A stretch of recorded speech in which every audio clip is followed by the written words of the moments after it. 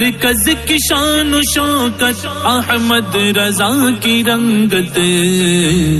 علم و ادب کا دھارا ہے جامعہ ہمارا، علم و ادب کا دھارا ہے جامعہ ہمارا۔ بسم اللہ الرحمن الرحیم۔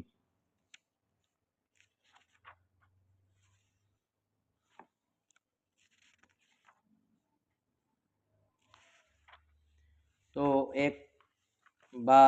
استغفر اللہ و اتوب الیہ کے باب سے ایک اعتراض صاحب کتاب نے نقل کیا ہے، فَإِنْ قَالَ قَائِلٌ کے ذریعے۔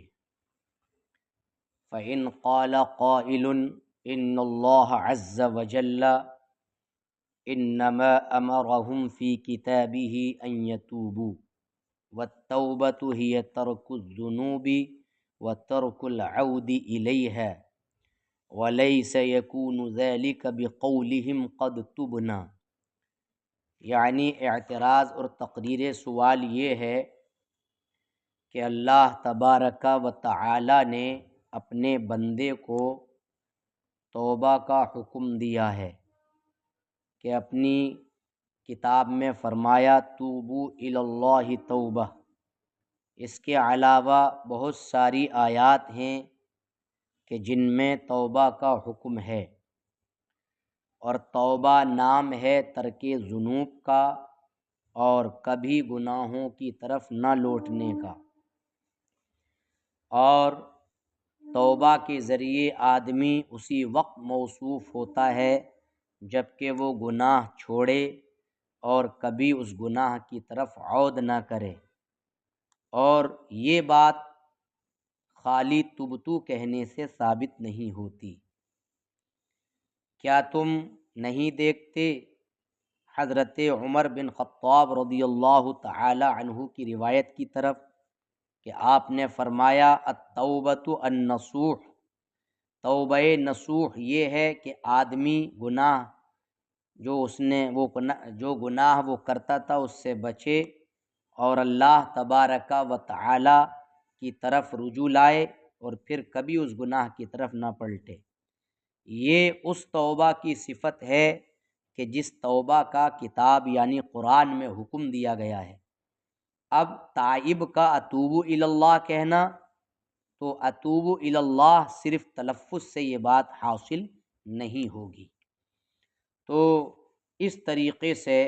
یہ یہاں سوال کے طور پر ذکر کیا گیا ہے، اور کہا گیا ہے کہ اگر کوئی قائل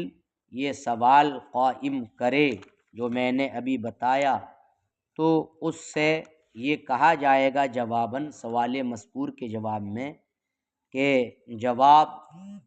یہ ظاہر ہے، اور وہ یہ ہے کہ نبی کریم صلی اللہ تعالی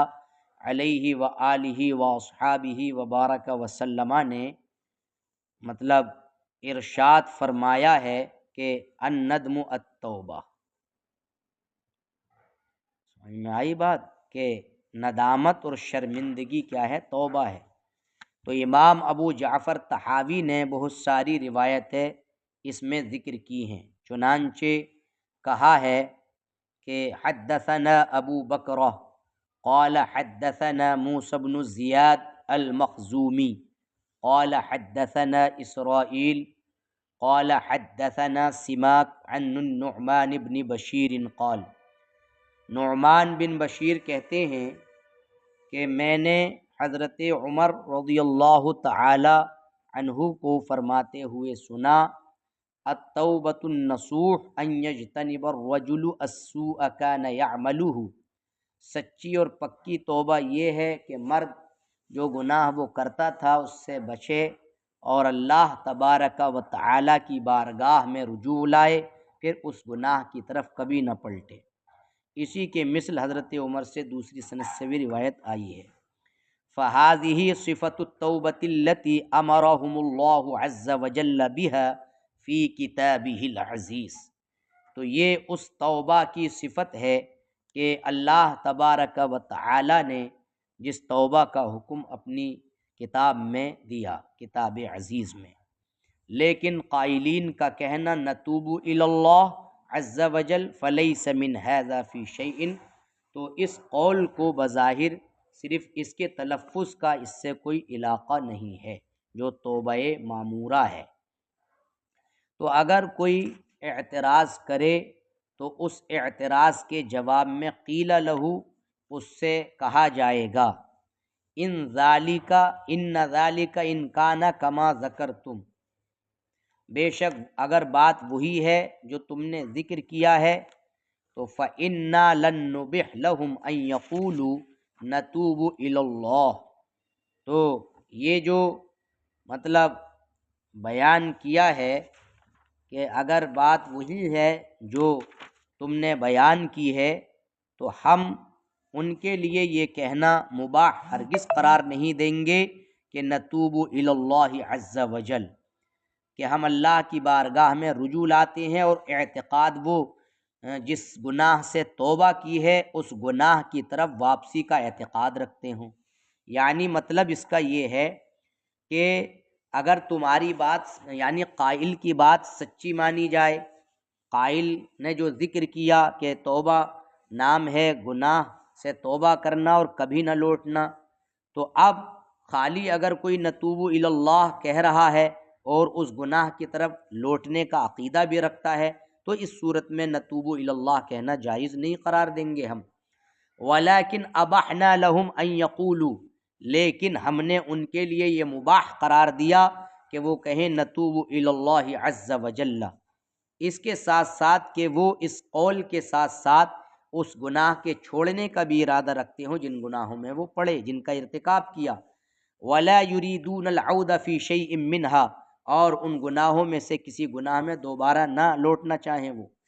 فَإِذَا قَالُوا ذَلِكَ، جب انہوں نے یہ کہا نتوب الی اللہ، وَاعْتَقَدُوا هَذَا بِقُلُوبِهِمْ، اور دل سے بھی یہی عقیدہ ہے ان کا، كَانُوا فِي ذَلِكَ مَأْجُورِينَ مُثَابِينَ، تو وہ اس کہنے کی بنیاد پر اپنے اس قول میں ان کو اجر دیا جائے گا اور ان کو ثواب دیا جائے گا۔ لیکن جس نے عود کیا ان گناہوں میں سے اس کہنے کے بعد، یعنی نتوب الی اللہ کے قول کے بعد کسی گناہ کا دوبارہ ارتکاب کیا، تو کان ذالک ذنبا، تو وہ اس کی طرف سے ایسا گناہ ہوگا جو اس کو لاحق ہوا پہنچا، اور یہ چیز اس کے اس ثواب میں سے کچھ بھی کم نہیں کرے گی جو اس کے لیے یعنی نتوب الی اللہ جو پہلے کہا تھا، اس پہلے کہنے کی وجہ سے جو اجر اس کے لیے لکھ دیا گیا ہے، اس لکھے ہوئے اجر سے اس گناہ کا ارتکاب کچھ بھی نہیں کم کرے گا، اور اس کے ساتھ اس کا عقیدہ سے جو اس نے عقیدہ رکھا۔ فَأَمَّا مَنْ قَالَ أَتُوبُ إِلَى اللَّهِ، لیکن جو یہ بولا أَتُوبُ إِلَى اللَّهِ اور وہ اس بات کا معتقد بھی ہے کہ وہ جس سے توبہ کیا اس کو دوبارہ بھی کرے گا، فَهُوَ بِذَلِكَ الْقَوْلِ، تو وہ اس قول کی بنیاد پر فاسق، وہ فاسق ہے اور اس کو اس پر سزا دی جائے گی، کیونکہ یہ اپنی بات میں جھوٹا ہے۔ سمجھ میں آئی بات؟ وَأَمَّا إِذَا قَالَ، اور جب اس نے یہ کہا اتوب الی اللہ اور وہ اس گناہ کو چھوڑنے کا عقیدہ بھی رکھتا ہے جس میں وہ پڑ گیا، اور اس کا پختہ ارادہ بھی ہے کہ کبھی اس کی طرف نہیں لوٹے گا، فَهُوَ صَادِقٌ فِي قَوْلِهِ، تو وہ اپنی بات میں سچا ہے اور اپنے یا صدق کی بنیاد پر انشاءاللہ تعالی اس کو ثواب دیا جائے گا۔ سمجھ میں آئی بات؟ اور اس سلسلے میں نبی کریم صلی اللہ تعالی علیہ وآلہ وسلم سے بھی روایتیں آئی ہیں کہ آپ نے ارشاد فرمایا الندم توبہ۔ چنانچہ امام ابو جعفر طحاوی تخریج کرتے ہیں حدثنا یونس قال حدثنا سفیان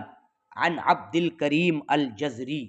قال اخبرنی زیاد بن ابی مریم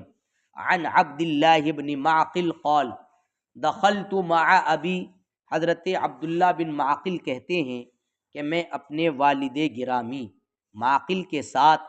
حضرت عبداللہ بن مسعود کی بارگاہ میں حاضر ہوا، فقال له ابی، تو میرے والد گرامی نے ان سے کہا انت سمعت النبی صلی اللہ علیہ وسلم یقول الندم توبہ، کیا آپ نے نبی کریم صلی اللہ علیہ وسلم کو الندم توبہ کہتے سنا ہے کہ ندامت توبہ ہے؟ تو کہا ہاں، یہ فرمایا ہاں سنا ہے۔ اسی کے مثل یونس والی حدیث بھی ہے، پھر نیچے حسین بن نصر والی بھی حدیث ہے اسی کے مثل، پھر اور نیچے اسی کے مثل، پھر اور سلیمان بن شعیب کی روایت اسی کے ہم معنی ہے۔ آخر میں فرمایا فہذا رسول اللہ صلی اللہ علیہ وسلم، تو ابن مسعود کی یہ حدیث اہل مقالہ ثانیہ کے قول کی صحت کی تائید میں صاحب کتاب نے مطلب یہ ہے کہ یہ ذکر کیا ہے۔ سمجھ میں آئی بات؟ اس کو ذکر کیا ہے اور کہا ہے کہ مطلب یہ اسی کے ہم معنی ہے۔ فہذا رسول اللہ صلی اللہ علیہ وسلم، تو یہ اللہ کے رسول صلی اللہ علیہ وسلم ہیں کہ انہوں نے ندامت کو توبہ قرار دیا۔ فدل ذلک، تو اس نے اس بات پر دلالت کی کہ جس نے اتوب الی اللہ کہا، یعنی اتوب الی اللہ من ذنب کذا و کذا وہو نادم علی ما اصاب من ذلک الذنب، اور وہ اس گناہ سے جو اس نے کیا ہے اس پر نادم اور شرمندہ بھی ہے، تو وہ یعنی ایسا ہے کہ اس کو اس کہنے پر اجر دیا جائے گا۔ واللہ تعالی اعلم، اور اللہ زیادہ جاننے والا ہے۔ تو یہ یہاں باب مطلب یہ ہے کہ پورا ہوا، اور اب کل سے انشاءاللہ باب البکاء علی المیت، میت پر رونے کا بیان انشاءاللہ یہ شروع ہوگا۔ سمجھ میں آئی بات؟ چلیے بس۔